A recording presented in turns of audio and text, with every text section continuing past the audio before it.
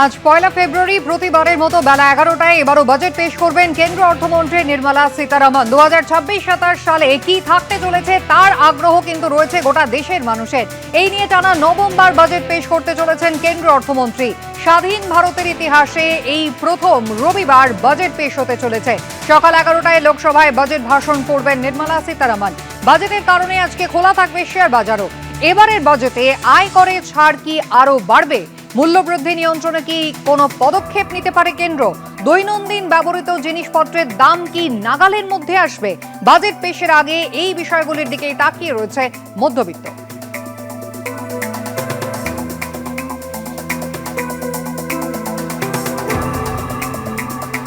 প্রতিবারের মতো আর্থিক সমীক্ষা রিপোর্ট আগেই পেশ করেছেন কেন্দ্রীয় অর্থমন্ত্রী। হালুয়া বিতরণ তাও কিন্তু হয়ে গিয়েছে। আর আজ একেবারে ঠাসা কর্মসূচি রয়েছে নির্মলা সীতারামনের। কথা বলবো আমাদের প্রতিনিধি বিজেন্দ্র সিংহের সঙ্গে। বিজেন্দ্র, সময় ধরে ধরে যদি আমাদের আজকের গোটা দিনের কেন্দ্রীয় অর্থমন্ত্রীর কর্মসূচি জানাও।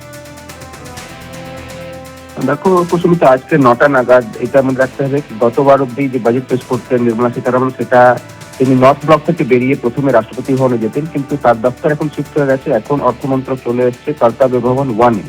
আজকে 9টা নাগাদ কর্তব্য ভবন 1-এ প্রথম ফটো অফ হবে নির্মলা সীতারামন অর্থমন্ত্রী, তার সঙ্গে তার প্রতিমন্ত্রী এবং বাকি সচিবদের সঙ্গে প্রথম ফটো অফ হবে 9টা নাগাদ। এবং সেখান থেকে কর্তব্য ভবন 1 থেকে বেরিয়ে রাষ্ট্রপতি ভবন যাবেন অর্থমন্ত্রী নির্মলা সীতারামন। সেখানে রাষ্ট্রপতির সঙ্গে তার সৌজন্য সাক্ষাৎ হবে, যেখানে তিনি বাজেট পেশ করতে চলেছেন তার অনুমতি তিনি চাইবেন।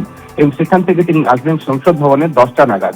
সংসদ ভবন মকরদুয়ারের কাছে তার ফটো অফ হবে, তার হাতে বাজেট থাকবে এবং সেই ফটো অফের পর তিনি সংসদ ভবনে যাবেন। এবং সংসদ ভবনের মধ্যে আজকে ক্যাবিনেট মিটিং হবে, যেখানে এই বাজেটকে কেন্দ্রীয় মন্ত্রিসভা অনুমোদন দেবে, ছাড় দেবে এবং তারপর 11টা থেকে তিনি লোকসভায় বাজেট ভাষণ স্টার্ট করবেন।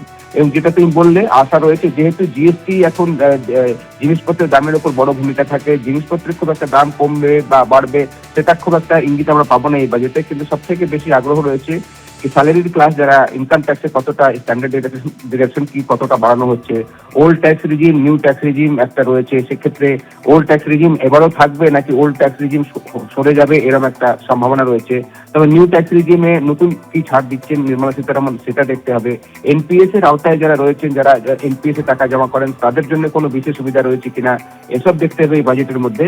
এবং 11টা থেকে বাজেট পেশ করবেন নির্মলা সীতারামন লোকসভায় এবং তারপর 1টা নাগাদ রাজ্যসভায় তার বাজেট কপি লে করা হবে। বিজেন্দ্র, ধন্যবাদ। মধ্যবিত্তের মনে কিন্তু বাজেট নিয়ে হাজারো প্রশ্ন রয়েছে। কোন ক্ষেত্রে কি অপেক্ষা করছে জানতে সারা দেশের নজর আজ বাজেটের দিকে। বাজেট নিয়ে অর্থনীতিবিদরা তাঁদেরই বাকি আশা।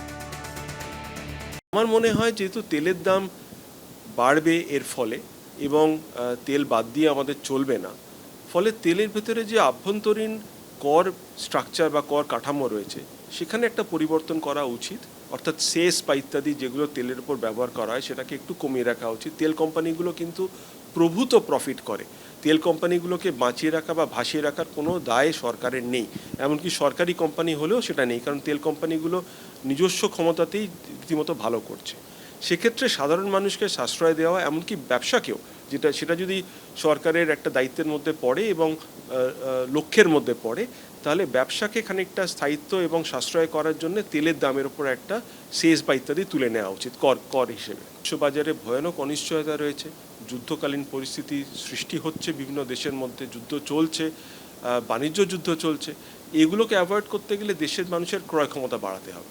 এই ক্রয় ক্ষমতা বাড়াতে গেলে কিন্তু আপনাকে দেশের মধ্যে জিএসটি কমিয়েও সেরকম কিন্তু মূল্য কমেনি, দ্রব্যমূল্য কমেনি। অর্থাৎ আপনি সাধারণ মানুষকে জিজ্ঞেস করলেই জানবেন যে প্রতিদিনের নিত্য প্রয়োজনীয় জিনিসের দাম কিন্তু কমেনি। কিন্তু জিএসটি কমানোর পরেও তা কেন কমে না? অর্থাৎ মধ্যস্বত্বভোগী আছেন কি না, অর্থাৎ মাঝখানে কোথায় আটকাচ্ছে দাম কমাতে, এই ব্যাপারে সরকারকে রীতিমতো প্রয়াস করে কিন্তু দাম কমানোর চেষ্টা করতে হবে। এবিপি আনন্দ, এগিয়ে থাকে, এগিয়ে রাখে।